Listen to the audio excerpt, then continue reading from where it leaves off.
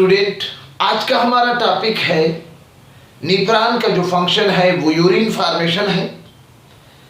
Biology class 10 और second year का chapter में भी, होमोस्टेसिस में भी ये टॉपिक है। दोनों के लिए आप इसको एग्जाम के लिए इस्तेमाल कर सकते हो। बहुत ही आसान टॉपिक है, आइए देखते हैं।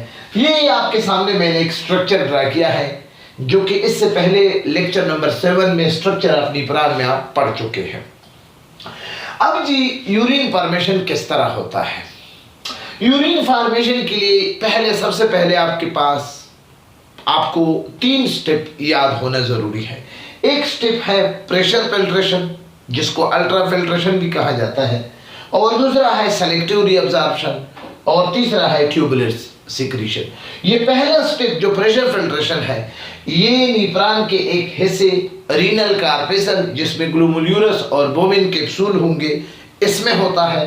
बाकी सेलेक्टिव रीअब्जॉर्प्शन आपके proximal convoluted lobe of Henle और डिस्टल कन्वोल्यूटेड ट्यूब्यूल में होगा, जबकि ट्यूबुलर सिक्रीशन भी रीनल ट्यूब्यूल यानी प्रॉक्सिमल कन्वोल्यूटेड ट्यूब्यूल और इसके साथ लोब ऑफ हेनले और इसके साथ डिस्टल कन्वोल्यूटेड ट्यूब्यूल, जिसको मजमूई तौर पर हम रीनल ट्यूब्यूल कहते हैं, उसमें होता है। यानी 2 स्टेप रीनल ट्यूब्यूल में, एक स्टेप रीनल कार्पेसल यानी फिल्ट्रेशन यूनिट में होता है। तो आइए देखते हैं। देखो, आपको एक रीनल आर्टरी नजर आ रही है, यानी वो आर्टरी जो किडनी को ब्लड सप्लाई करती है ऑक्सीजनेटेड। अब देखो, ये आर्टरी, ये बड़ी आर्टरी, ये मजीद डिवाइड और सब डिवाइड होकर एक छोटी आर्टरी बना लेती है जो कि किडनी को ब्लड सप्लाई करती है। उसको हम कहते हैं एपेरेंट आर्टेरियोल। अब इस एपेरेंट आर्टेरियोल में ब्लड का जो प्रेशर है वो बहुत ज्यादा है, हाई प्रेशर ब्लड की वजह से, इसलिए इस स्टेप को कहते हैं प्रेशर फिल्ट्रेशन। के क्या मतलब है कि ब्लड से अब जो छोटे साइज के मॉलिक्यूल है, खुसूसी तौर पर एमोनिया, खुसूसी तौर पर urea, uric acid, glucose, amino acid, vitamin, hormone, ये सब कुछ क्या हो जाएंगे, ब्लड से अलग हो जाएंगे, सेपरेट हो जाएंगे। तो इसके लिए जो हम लफ्ज इस्तेमाल करते हैं उसको हम क्या कहते हैं, फिल्ट्रेशन। अब जब ये ब्लड ज्यादा दबाव से ग्लोमेरुलस में, यानी ग्रुप ऑफ कैपिलरीज को हम क्या कहते हैं, ग्लोमेरुलस, यहां आएंगे, तो इस तरह के फिल्ट्रेशन को हम कहते हैं कि ये प्रेशर फिल्ट्रेशन है। तो सबसे पहले एपेरेंट आर्टेरियोल ब्लड को ग्लोमेरुलस कैपिलरीज में, ग्रुप ऑफ कैपिलरीज में जब ले आएगा तो वहां पर एक प्रेशर होगा ब्लड का। इस प्रेशर की वजह से यहां पर जितनी भी छोटे छोटे कैपिलरीज है उनके अंदर urea, amino acid, protein, amino acid, glucose और uric acid, extra amount of water, salt, सब कुछ यहां पर फिल्टर हो जाएगा। और इस ब्लड में क्या रह जाएगा, इस ब्लड में सिर्फ 2 चीजें, एक चीज रह जाएगा जिसको हम कहते हैं ब्लड सेल। क्यों वो फिल्टर नहीं हो रहे हैं? क्योंकि उसका साइज बड़ा है। क्लियर? अब जो चीजें फिल्टर हो गए हैं उनको हम कहेंगे ग्लोमेरुलस फिल्ट्रेट। अब जी ये ग्लोमेरुलस फिल्ट्रेट, ये रीनल कार्पेसल का यहां तक हो गया। अब जी इस रीनल कार्पेसल से एक दूसरी आर्टरी बाहर निकल रही है जिसको हम कहते हैं एपेरेंट आर्टेरियोल। ये मजीद छोटे छोटे कैपिलरीज में तकसीम होती है। इन कैपिलरीज को हम क्या कहते हैं, पेरीट्यूबुलर कैपिलरी। सारे रीनल ट्यूब्यूल को इसने कवर किया है। तो जो ग्लोमेरुलस फिल्ट्रेट अब नीपरान की दूसरे पार्ट, जिसको हम कहते हैं रीनल ट्यूब्यूल, जो कि प्रॉक्सिमल कन्वोल्यूटेड से शुरू होकर डिस्टल कन्वोल्यूटेड ट्यूब्यूल पर खत्म होता है। अब जी यहां पर ये पहला फिल्ट्रेशन तो हो गया। दूसरा स्टेप यूरिन फॉर्मेशन क्या किया है, सेलेक्टिव रीअब्जॉर्प्शन। अब जी रीनल ट्यूब्यूल जो यहां से शुरू होकर यहां पर खत्म होता है, इसमें रीअब्जॉर्प्शन का सिलसिला शुरू हो जाता है।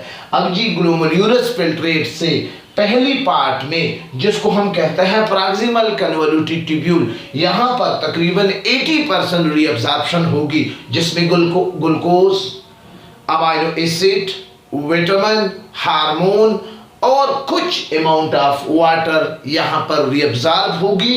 कहाँ? यहाँ पर, और यहाँ से पेरिट्यूबुलर यानी ब्लड में एंटर होगी। क्लियर?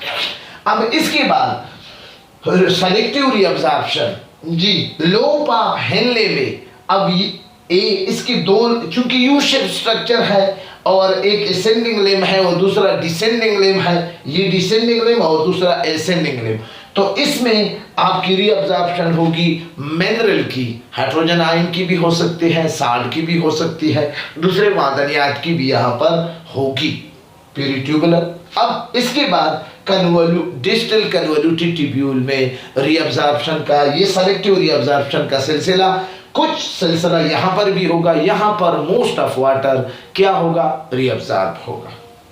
अब ये रीअब्जॉर्प्शन तो मुकम्मल हो गया, इसलिए इसको कहा जाता है सेलेक्टिव रीअब्जॉर्प्शन। ठीक है ना? प्रेशर फिल्ट्रेशन का दूसरा नाम है अल्ट्रा फिल्ट्रेशन। सेलेक्टिव रीअब्जॉर्प्शन या रीअब्जॉर्प्शन, ये सब कुछ यहाँ पर मुकम्मल हो गया। अब तीसरा स्टेप, जो मेन स्टेप है, लास्ट स्टेप, ट्यूबुलर सिक्रीशन है। ट्यूबुलर सिक्रीशन में क्या होगा कि जितनी भी रीनल ट्यूब्यूल यानी proximal convolutive tubule, loop of Henle और डिस्टल कन्वोल्यूटिव ट्यूब्यूल में से जो भी यूज वेस्ट प्रोडक्ट ब्लड में चला जाता है, ब्लड पेरिट्यूबुलर कैपिलरीज में चला जाता है, वो अगेन इसको रीनल ट्यूब्यूल को वापस कर देते हैं। इस वापस करने को हम कहते हैं कि ट्यूबुलर सिक्रीशन।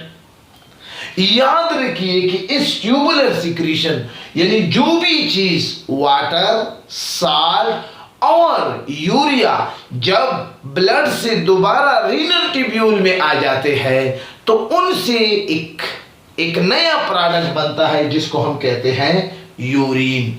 ये वेस्ट प्रोडक्ट है और ये यूरिन फिर रीनल ट्यूब्यूल में बनने के बाद यहाँ पर कलेक्टिंग डक्ट में ओपन हो जाता है और कलेक्टिंग डक्ट से पेल्विक रीजन में और पेल्विक रीजन से यूरेटर में और यूरेटर से यूरिनरी ब्लैडर में, यूरिनरी ब्लैडर से यूरेथ्रा में और यूरेथ्रा से थ्रू पेनिस बाहर निकलता है। तो ये हमारे साथ निप्रान का एक छोटा सा टॉपिक था जिसकी 3 स्टेप थे।